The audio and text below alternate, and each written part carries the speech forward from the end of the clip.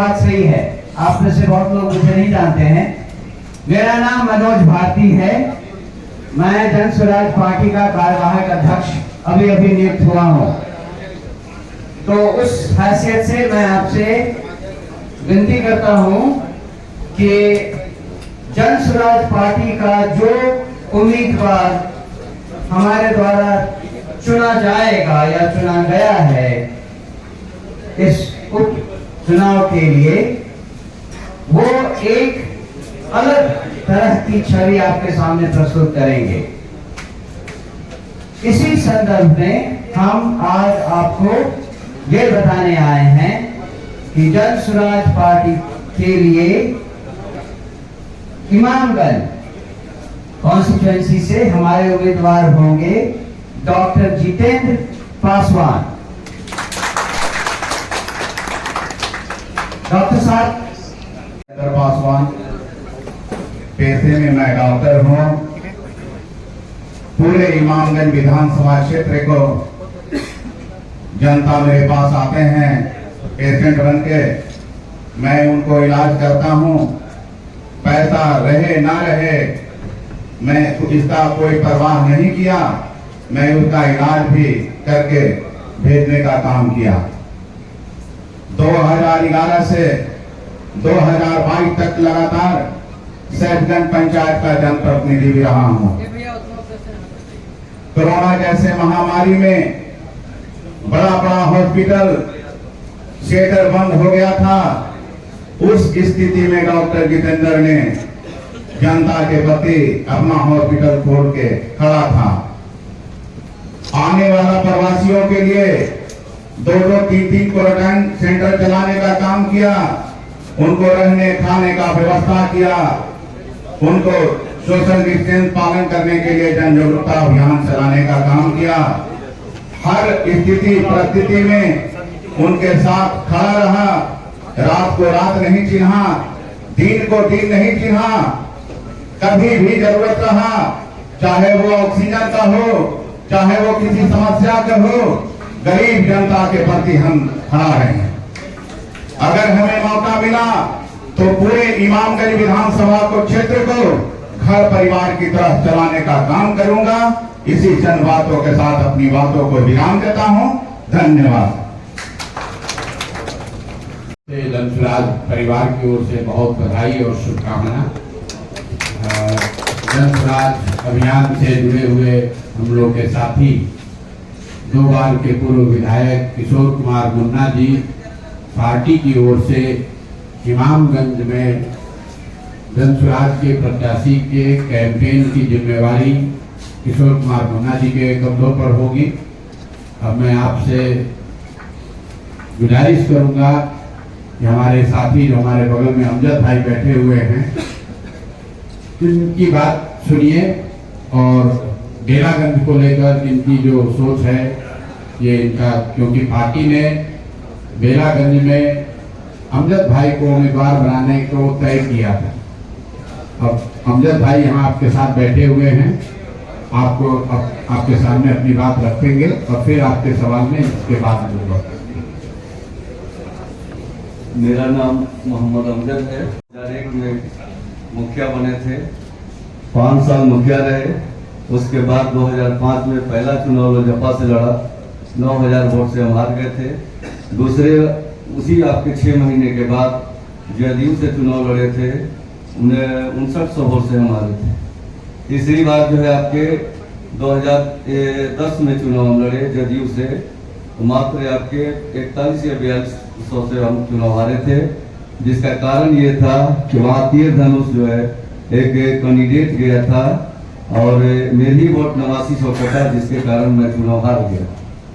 तब से अभी तक हम राजनीति में सक्रिय रहे हैं, लेकिन कुछ दिन पहले 4-5 महीने पहले लमसम जन स्वराज पार्टी में मैं ज्वाइन किया और इन पर पूरी आस्था के साथ विश्वास किया और इनके साथ कंधा से कंधा मिलाने का काम किया है। अभी जो है बेला में उपचुनाव होने वाला है। हमारे परसाम सर मुझे टिकट देने का काम किया, लेकिन मैं वहाँ के एक प्रोफेसर खिलाफत साहब हैं, मैं उनको कैंडिडेट बनाने का काम किया है और पूरी कोशिश रहेगी कि उनको जिताने का काम करेंगे और बेला किसी भी हाल में हम जीत कर आएंगे। इसी चंद शब्दों के साथ मैं अपना वाणी को समाप्त करता हूँ। जय हिंद, जय जन स्वराज। अमजद साहब ने जो घोषणा की है उसको एक बार मैं समराइज कर देता हूँ। मैथमेटिक्स के प्रोफेसर खिलाफत साहब जन स्वराज के अधिकारी कैंडिडेट होंगे और इमामगंज में जन स्वराज की ओर से डॉक्टर जितेंद्र पासवान को उम्मीदवार बनाया गया है। जन स्वराज की ओर से इमामगंज में चुनाव के प्रभारी पूर्व विधायक किशोर कुमार मुन्ना जी होंगे और बेलागंज में चुनाव के प्रभारी अमजद भाई होंगे। इनके नेतृत्व में, इनके मार्गदर्शन में, इनके सहयोग से पार्टी यहाँ चुनाव लड़ेगी और सब लोग मिलकर हम लोगों का प्रयास होगा कि जन स्वराज अभियान में जो बिहार की जनता को हम लोगों ने वादा किया है कि जो कोई भी चुनाव लड़े वो स्वच्छ छवि का हो, बिहार को सुधारने का जज्बा और मंशा रखता हो। जन स्वराज के अभियान के जितने भी प्रत्याशी हैं ये यहाँ के जनता के बीच से निकाले गए हैं। उनके मत को सुनकर हम लोगों ने प्रयास किया है कि जो जनता चाहती है उसके हिसाब से टिकट दिया जाए। ये पटना में किसी कमरे में बैठकर उम्मीदवार नहीं तय किए गए हैं। कोई ये नहीं कह सकता है कि उसने 1 रुपया भी दिया हो उम्मीदवारी के लिए, कोई पैरवी नहीं। जिसको भी जनता ने चुना उसको हम लोगों ने अपना उम्मीदवार बनाने का प्रयास किया है। अब क्षेत्र की जनता पर है कि वो सही लोगों को वोट देती है या नहीं देती है। जैसा कि आपको पता है तरारी में जहां पर एक और उम्मीदवार हम लोगों ने पहला उम्मीदवार घोषित किया है, वो क्षेत्र बदनाम है बालू माफिया के लिए, बाहुबलियों के लिए। तरारी में सेना के उप प्रमुख पहली बार 75 वर्ष के इतिहास में इतने बड़े पद पर रहने वाले व्यक्ति जन स्वराज की ओर से उम्मीदवार बनाए गए हैं। लेफ्टिनेंट जनरल एसके सिंह, जो एक जैसे कुंवर सिंह 80 साल की उम्र में खड़े हुए थे अंग्रेजों से लड़ने के लिए, वैसे lieutenant general SK Singh Tarari की जनता को बाहुबली और बालूबलियों से बचाने के लिए, मुक्त कराने के लिए जन स्वराज के इस अभियान से जुड़कर वहां पर लड़ रहे हैं। उसी तरह डॉक्टर जितेंद्र पासवान, जिनके बारे में इमामगंज के बारे में जो हम लोगों ने सुना, वहां की जनता ने जो बताया कि जनता वहां पर परिवारवाद से निकलना चाहती है, उन नेताओं से छुटकारा पाना चाहती है जिनको पिछले 25-30 सालों से जिताती रही है और उन लोगों ने सिर्फ और सिर्फ अपने और अपने परिवार की चिंता की है। और डॉक्टर साहब की छवि जहां तक हम लोगों को समझ में आई कि ये वो व्यक्ति हैं जो वहां पर लोगों का इलाज तो करते ही हैं, लेकिन इलाज का एक मानवीय इनका आधार है। पैसा के बल पर ही सिर्फ इलाज करना इनका मुख्य उद्देश्य नहीं है। 2-3 बार वहां जनप्रतिनिधि भी रहे हैं और कल मैं खुद इमामगंज में था। सब लोगों से बातचीत करने के बाद लोगों ने जो नामों की चर्चा की, बीगन पासवान जी और डॉक्टर जितेंद्र पासवान, 2 नाम वहां से निकल कर आए थे, जिसमें सर्वसम्मति से बहुमत के आधार पर लोगों ने डॉक्टर जितेंद्र पासवान को तय किया है। इसलिए वो जन स्वराज के आधिकारिक उम्मीदवार हैं। बेलागंज में जैसा मैंने आपको बताया कि बहुमत के आधार पर यहाँ पर अमजद भाई के संघर्ष को देखते हुए अमजद भाई को बहुमत के आधार पर उम्मीदवार बनाया गया था, लेकिन अमजद भाई ने ये तय किया है कि मुझे 3 बार यहाँ मौका मिला है, हम लोग इस बार खुद नहीं लड़ेंगे, बल्कि हर हालत में बेलागंज को यहाँ के अपने आप को बाहुबली समझने वाले नेताओं से मुक्त कराने के लिए हम लोग एक ऐसे व्यक्ति को खड़ा कर रहे हैं जो शिक्षक हैं, पूरी जिंदगी यहाँ हिंदू मुसलमान सभी के बच्चों को पढ़ाने का काम किया है और उनकी छवि है एक नेक व्यक्ति की, ईमानदार व्यक्ति की। उस व्यक्ति को खड़ा किया जा रहा है। आप में से कुछ लोग ये कह सकते हैं कि उनको ज्यादा लोग नहीं जानता है, लेकिन जन स्वराज में हमारे पहले स्लोगन में ये लिखा हुआ है सही लोग। और 2-2.5 साल के इस अभियान में हमने गांव-गांव में घूमकर कहा है कि जन स्वराज सिर्फ मजबूत लोगों को नहीं ढूंढ रहा है, सही लोगों को ढूंढ रहा है। वो आदमी सही मजबूत हो या न हो, जनता की नजर में मजबूत हो या न हो, आदमी सही होना चाहिए। अगर सही आदमी होगा उसके पीछे व्यवस्था साधन लगाकर जनता के आशीर्वाद से उसको मजबूत बनाया जा सकता है। लेकिन मजबूत आदमी को अगर हम लोग जिता देंगे तो उसको सही बनाने की कोई गारंटी नहीं है।